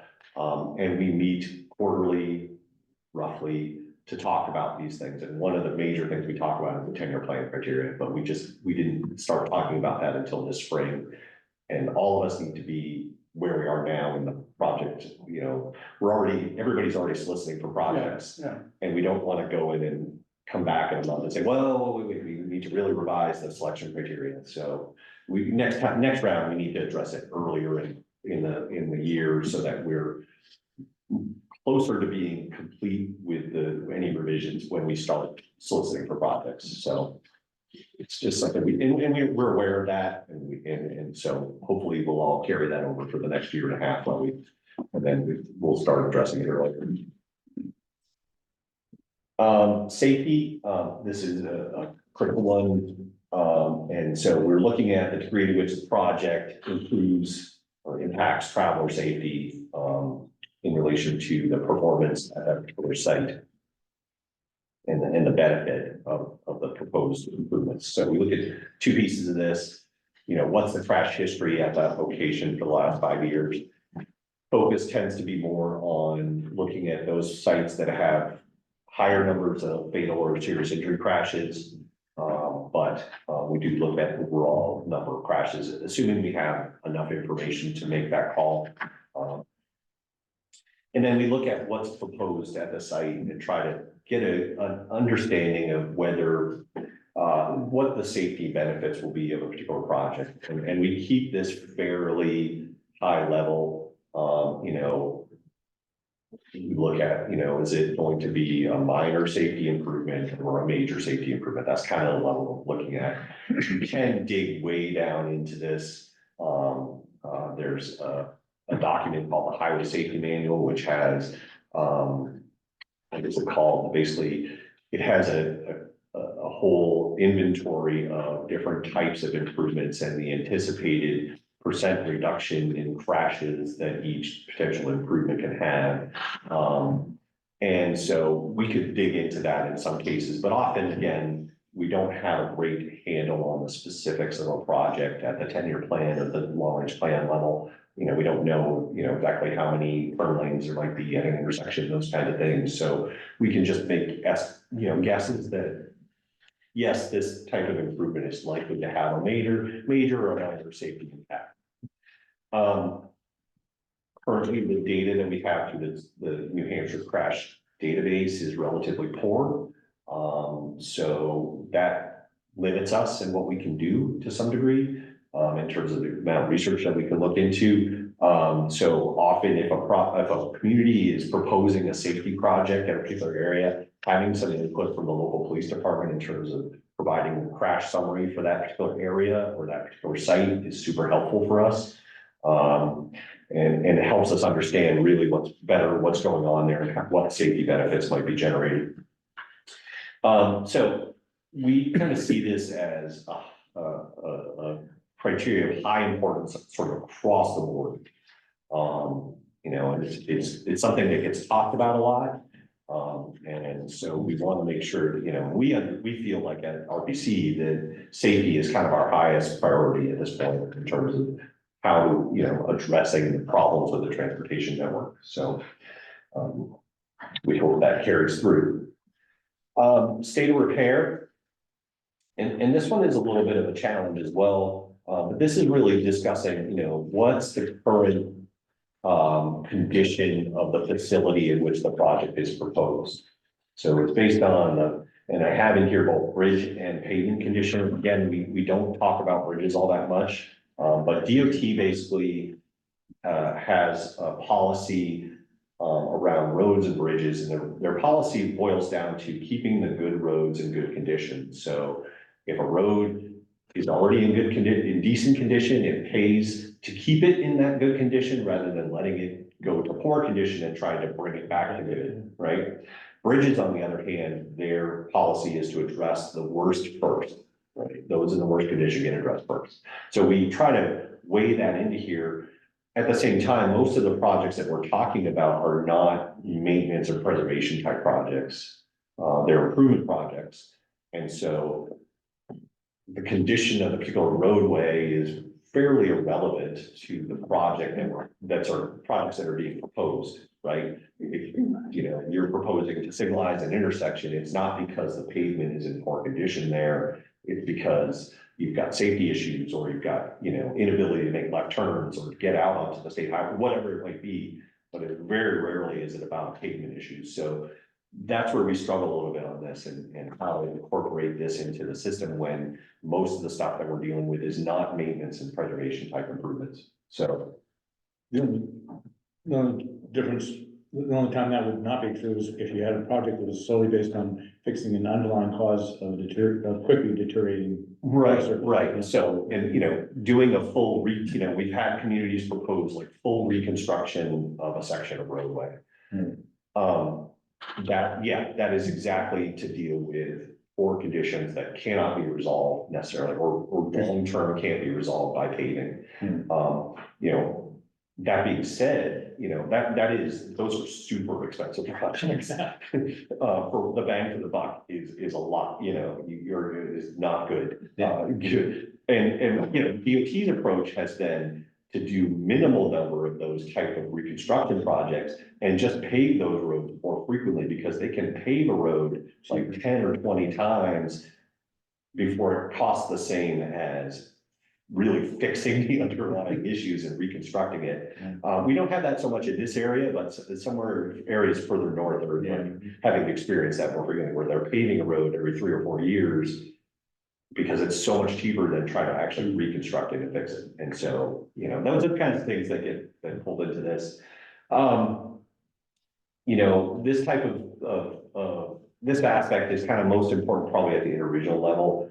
Those facilities are the ones that get worn out the fastest because of the high volume of traffic and trucks on those roads. So things like I-95, at the same time, places like I-95, the tolls pay to get I-95 paved every few years. So we don't really need to worry about that. But 101 has seen a lot of paving projects just because of the volume of traffic that's on it and the number of trucks that are using it. Those are the kind of things that have to get weighed into this a little bit. So it's, it can be important at the local level, but it's more important at the larger scale highways, really. So the final one, and that criteria here that we're talking about is support. And in this case, we're looking at the degree to which a project is supported at the local level by the MPO, and really looking at also as part of this, the kind of the feasibility of construction is what's being proposed, something that is truly feasible. So when we did this last round, we also sort of incorporated into this, looking at a newly identified issue that needs to be addressed. And so we incorporated that into this as well, looking at something as this is a new thing that people have identified as a problem. And last iteration is really talking about, I think, the projects that benefited from this the most last round were those projects that were on the coastal area related to the sea level rise and vulnerability assessment that we were doing. And we identified in all these areas that were, under threat. And so that's kind of the newly identified thing. That being said, if we find, we would look at this at a project by project level. There's a newly identified pedestrian safety issue that's come up due to a number of crashes that have occurred in a particular area. Those are the kind of things that we try to incorporate into that and give those projects that are new but maybe need a boost because they are kind of critical, a little bit of scoring boost in this, so. We don't really talk about state support at this level because, essentially the way we look at it is we're setting our regional priorities for the 10-year plan. And so we're focused on what our regional priorities are and not necessarily what the state's priorities at this point. That being said, we do consider what the state thinks about different aspects of our projects and the viability of some of them as well. And we will be talking with districts 5 and 6 about project priorities as well. So I'm hoping that they can get theirs incorporated into our cycles as well. So I guess maybe I should pause at this point to see if anybody has any questions about the criteria, those sort of broad categories that we talk about in the criteria. Anybody in the room or anybody on Zoom here? I know I probably lulled everybody to sleep. Okay, Lucy. Oh, yeah, Lucy, go ahead. Well, hi, Dave. I just want to go back to your earlier slide where you referenced the 10-year plan and the focus on roadways. But I think it's important to note that the 10-year plan includes, transit projects. It includes rail projects, airport projects, intermodal projects, rail trails, and obviously the roadway network. And when looking at the criteria here, which were developed, as you noted, in conjunction with the 9 regional planning commissions, each of the RPCs get to weight the criteria based on the importance to the region. So certainly there are a lot of factors to be taken into consideration, but there's a lot of things that need to be taken into consideration. That was just my only comment. All right, thanks, Lucy. Anybody else? So when you come up with these criteria, do you base it on those performance measures that we came up with a while back, or is it? Some of them are connected to performance measures, right? And if you look at each of those pages, it'll say at the bottom on some of them, the federal performance measures addressed by each of them. So on the economic development one, it looks at the truck travel time reliability on the interstate system is the particular measure that connects to. Some of them connect better than others. And others are just not connected at all necessarily to any of the performance measures. I mean, the federal performance measures that we have are almost exclusively related to the national highway system. And so that's a fairly limited set of our roadways. It's all the big ones, but it doesn't include things like, Water Street here in Exeter, or even, Route 33 in Greenland is on the national highway system. Those are but those are important roadways to the communities, and we need to address the projects on them. But, where there is a connection to that performance measure, we do tend to try to grab that for the metrics that are appropriate to incorporate into the ranking process, right? So, for instance, pavement condition is one of our metrics that we have to use. We do incorporate that into the scoring.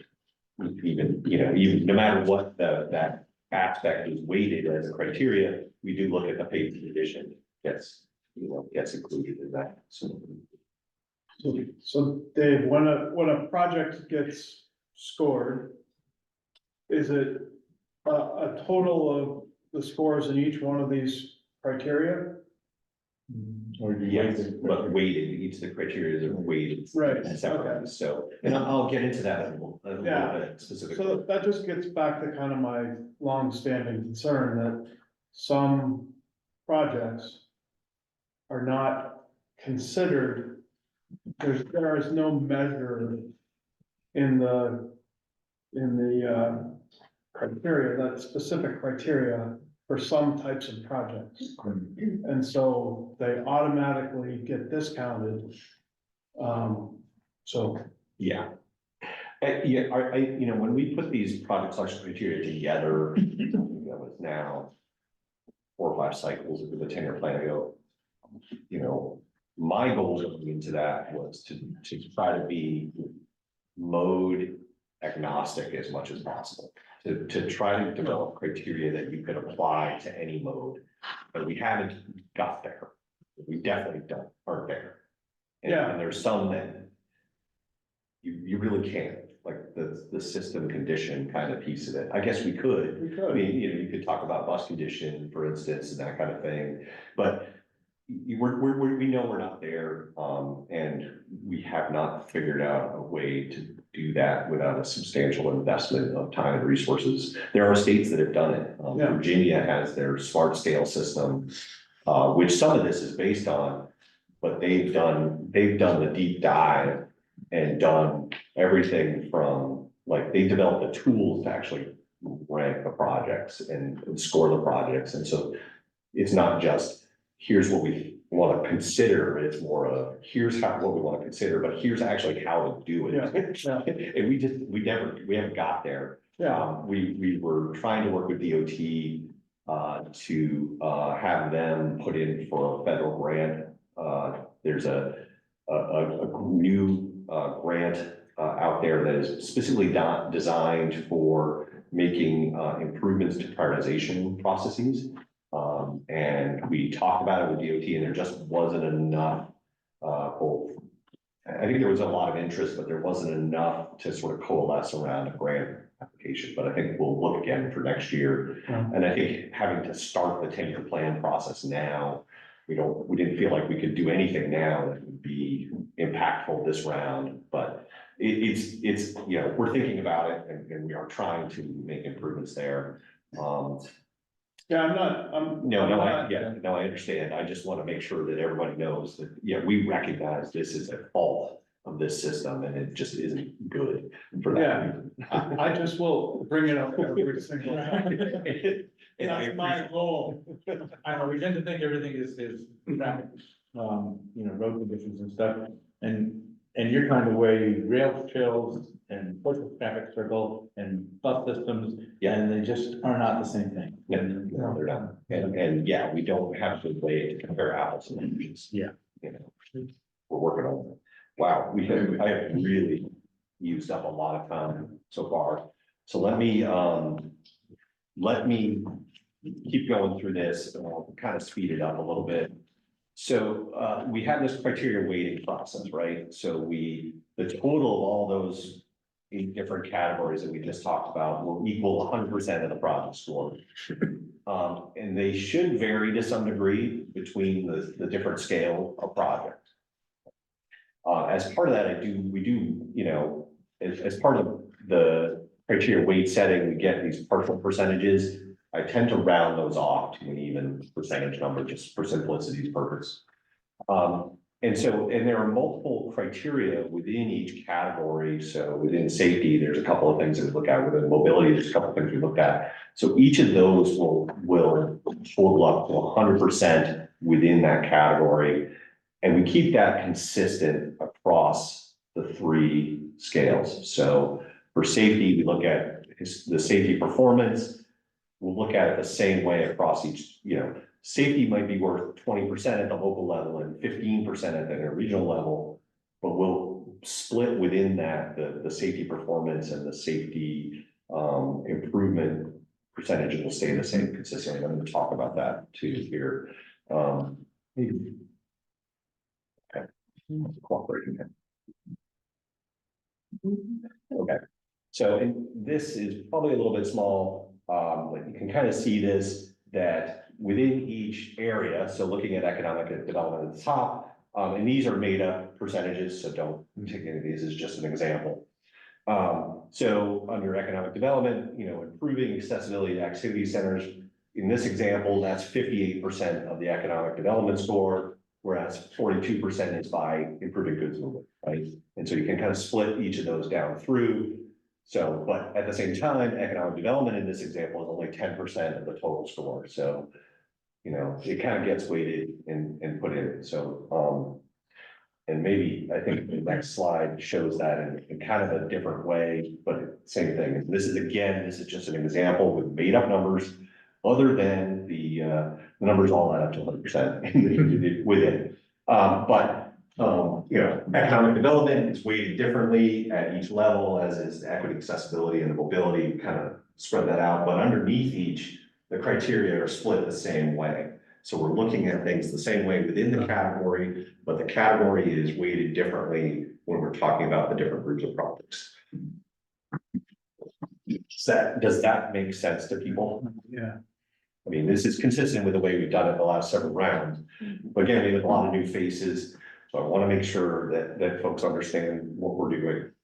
I have to process that and digest it. It's not there yet. Okay. It's like the craziest game of Sudoku ever. It is a Sudoku, yes. It's three-dimensional Sudoku. Yeah, so, all right, so since it's gonna take a minute for folks to weigh that, well, I'll just keep moving and we can come back to it. We can continue this discussion further if we move to next month. So there's the weighting process we have. I have a survey that we've developed that we'll use to basically rank the criteria, and then within each, with the sort of the categories, right? So economic development, safety, mobility, we'll rank those as which is the most important in each scale of project. So it's 3 questions. And then there's also questions as to which is more important amongst the areas of consideration within each category, right? So and I'm gonna switch over to that survey to kind of show you exactly what I'm talking about now. And so the idea is that we get that relative priority for each scale of each of these categories, and that we understand what percentage of the criteria within each category are going to be.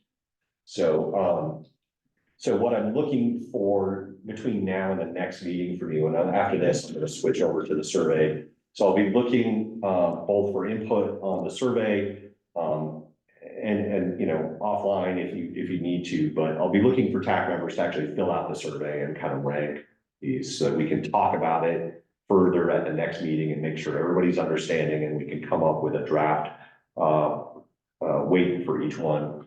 So I'll bring into the meeting the results of the survey and what that means in terms of weighting, but that's usually the starting point of the conversation. And if we feel as a TAC that no, we've underweighted safety, or no, we've given network significance way too much significance, we can come in and address that. But the important thing is that we're talking about it as a group.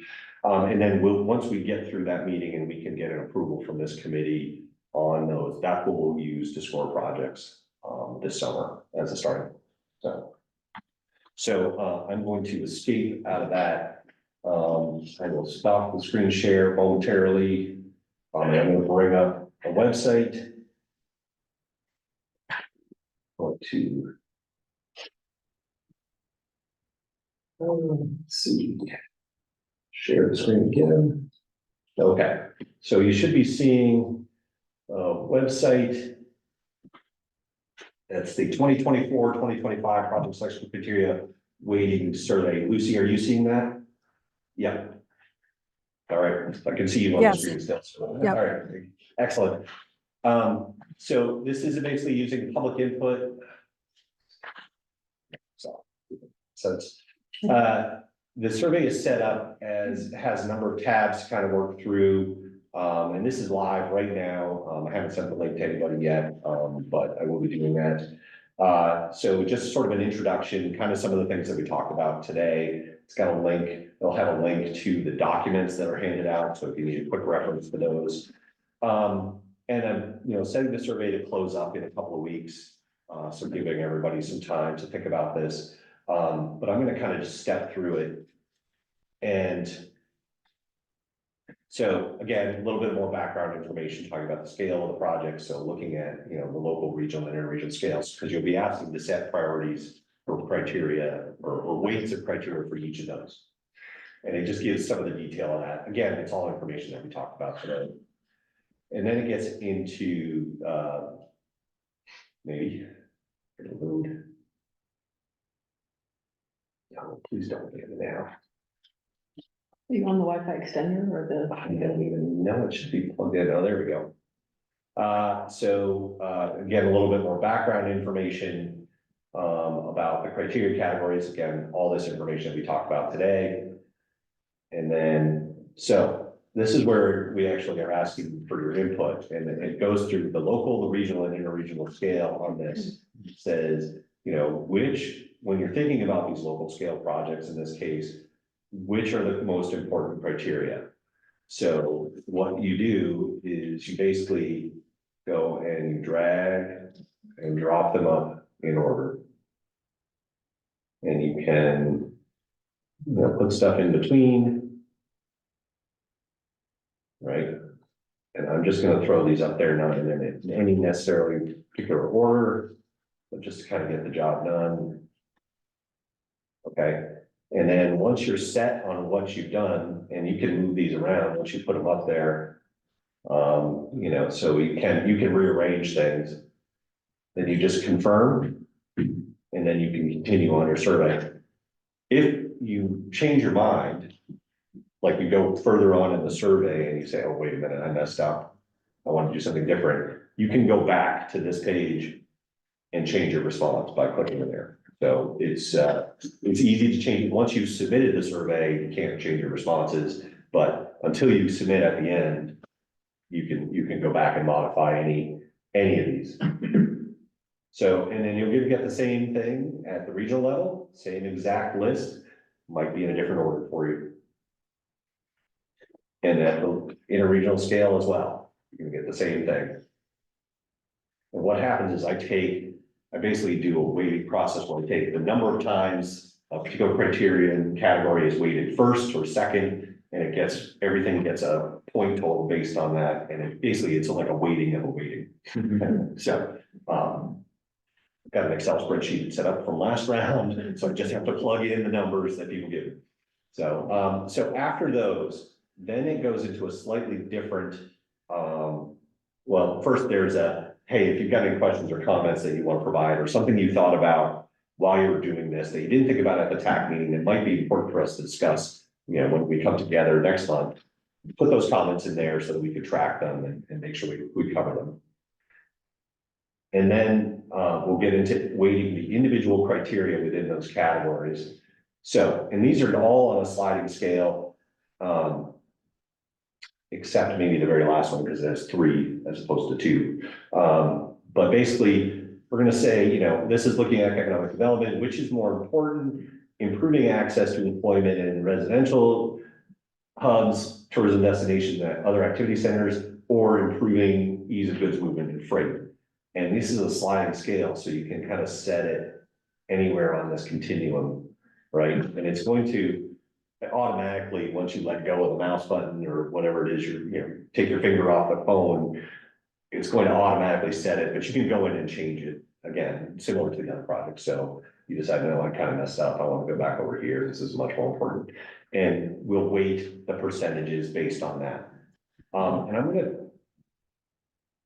and I have it set to turn off showing the results. So you won't be able to see the results of what anybody else put in to the survey, because that's so fun. We don't want to, necessarily have you follow the crowd. We want you to follow your heart in these things, and not the crowd. So, but at the end, we'll talk about the results and we'll go through all the information afterwards. So there's a number of questions, goes through, the economic development and in order through all the others, right? And safety and state of repair. And then I think there's a separate question here on the support aspect of it, but I could be wrong. And it's 2 o'clock, so we're running out of time. I'll finish this up fast, maybe. Everybody wants to circle.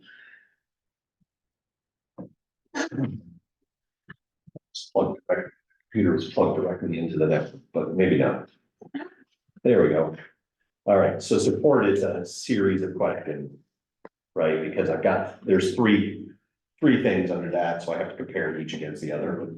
And so then we split the distribution that way. So it's just, rather than one comparing 2 aspects of it, you got 3. So then, and then at the very end, you're going to want to hit is the end, any other comments, and I'm going to make sure that there is a submit button here. Okay, so just, add your name to this and hit submit, please. And that just helps us track who's filled it out and not. And that's the only reason we're doing that.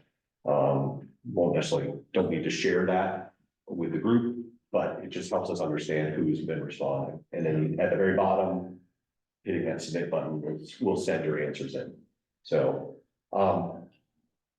Any questions on that survey or how to fill it out? I'm also happy to, you know, if you call me or email me, I can help you out on that issue. Tell us what the answers are. I can tell you Yeah, what the answer answer everything. is, yes. Drag slide into this. So, Michaela has also got lots of experience working with, public input, and Scott has pretty substantial. So any of the three of us should be able to answer any questions you might have about entering the survey or dealing with the survey itself.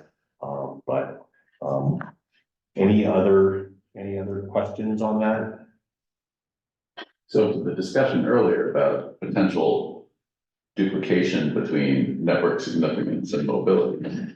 I mean, those are two criteria, but if you feel they're duplicative and being double counted, one could account for that and how you weight each of them. Correct, right. If you prioritize them lower, that's going to offset. And I think, you know, that's why we use the survey as a starting point, right? If we come in and we see that, you know, we've got some, for lack of a better word, odd distribution of weights, you know, network significance is like 40% or something. We can decide as a group at the meeting to say, no, this doesn't make sense. You know, I'm not sure what happened, but it doesn't make sense. Let's revisit that as a group and we'll make that decision as a group. And then what happens then is I take those weights and I apply them to the projects. And so I do all the scoring, and we get further into this, you know, and we've talked about before, you know, I bring back the top 5 projects from each of those scales, come back to this committee to talk about, okay, what do we want to submit to our engineers to do project estimates on? So that's, you know, this group is in, you know, directly involved in the decision making on that. Any other questions? Nope. Okay. Comment, I feel like we're so rapidly running out of time to do this. It needs to be turned in early June, which leaves us in the vicinity of 6 weeks. Yeah. And we don't know what the criteria are for another month. We're running out of time. No, well, the criteria aren't going to change. So the Weightings, yeah, we'll know the weightings at the next, like in the next meeting, we'll set the weightings. That's the goal, right? You know, it's possible that we get into a discussion, we can't come to agreement on it. But yeah, that's where we'll be next month. And then, yeah, projects are due in early June, which is, you know, point being, I guess that, yeah, ideally we would want to just our deadlines keep getting moved back, and we're struggling to do that. And again, this deadline in June is just for project submittals. You know, we'll be really doing the scoring process after that. We'll come back to the impact probably at the end of June meeting, and after we'll talk about here's the projects that have, floated to the top based on that. And then we'll have a discussion about, okay, where, you know, which ones do we want to spend money on to get estimates on?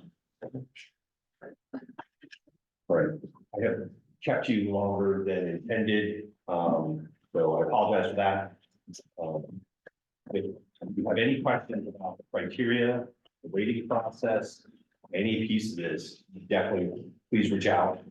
You should be getting a survey link from me sometime in the near future with this survey on it to start filling that out. And again, like I said, if you have any questions about, reach out, because I want to make sure that you understand these things as best as possible to going into this. Updates are in the agenda packet. Yep. Take pizza. Yeah. So, yeah, absolutely. Yeah, there are a couple of other sets of agendas here. Somebody needs multiple copies. And thanks everybody for coming. And sorry we didn't get a chance to do any agency updates this time, but I talked way too long. Very informative, thanks. Thanks, Ray. A lot of ground to cover. It's a lot of ground to cover, and I probably should, next time I'll have to do it over 2 meetings. All right. Stop the recording. Thanks everybody for coming. Presentation. I learned a lot. See you soon. Yeah.